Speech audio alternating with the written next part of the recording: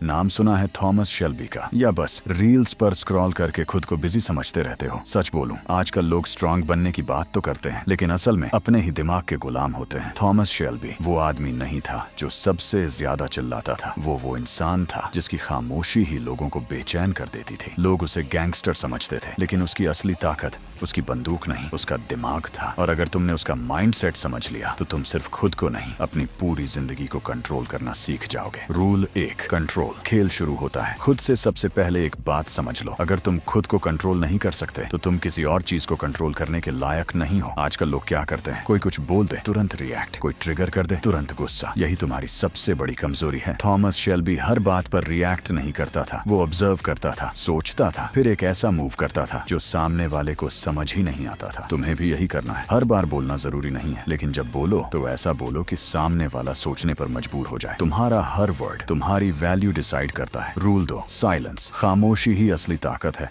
तुमने नोटिस किया होगा, जो लोग सबसे ज्यादा बोलते हैं उन्हें कोई सीरियसली नहीं लेता, और जो लोग कम बोलते हैं उनकी हर बात में वजन होता है। क्यों? क्योंकि इंसान उस चीज से ज्यादा डरता है जिसे वो समझ नहीं पाता। थॉमस शेल्बी की खामोशी उसका सबसे बड़ा हथियार थी। जब सब बोल रहे होते थे वो सिर्फ देख रहा होता था, और जब वो बोलता था तो पूरी सिचुएशन बदल जाती थी। तुम भी यही सीखो, हर जगह अपनी एनर्जी मत फैलाओ, हर बात पर ओपिनियन मत दो, कभी कभी चुप रहना सबसे पावरफुल जवाब होता है। Rule 3, focus. अगर ये गया तो सब गया। आज का सबसे बड़ा प्रॉब्लम क्या है? डिस्ट्रैक्शन। मोबाइल, रील्स, नोटिफिकेशंस, हर चीज तुम्हारा फोकस तोड़ रही है। और सच ये है, जिस इंसान का फोकस वीक होता है वो जिंदगी में कभी बड़ा नहीं कर सकता। थॉमस शेल्बी जब किसी चीज पर काम करता था तो पूरा फोकस उसी पर होता था। ना डिस्ट्रैक्शंस, ना एक्सक्यूजेस, सिर्फ एक टारगेट। तुम्हें भी यही करना है। अपनी एनर्जी को बचाओ, उसे सही जगह इन्वेस्ट करो, क्योंकि जहां तुम्हारा फोकस जाता है वही तुम्हारी जिंदगी बनती है। Rule 4, emotion control. खुद को पढ़ने मत दो। अब बात करते हैं सबसे डेंजरस चीज की, इमोशंस। अगर तुम अपनी फीलिंग्स हर किसी को दिखा देते हो तो तुम खुद को एक्सपोज कर देते हो, और जो इंसान एक्सपोज हो जाता है उसे कंट्रोल करना आसान हो जाता है। थॉमस शेल्बी रेयरली अपनी इमोशंस दिखाता था, ना गुस्सा, ना डर, ना कमजोरी। उसका चेहरा काम रहता था, लेकिन दिमाग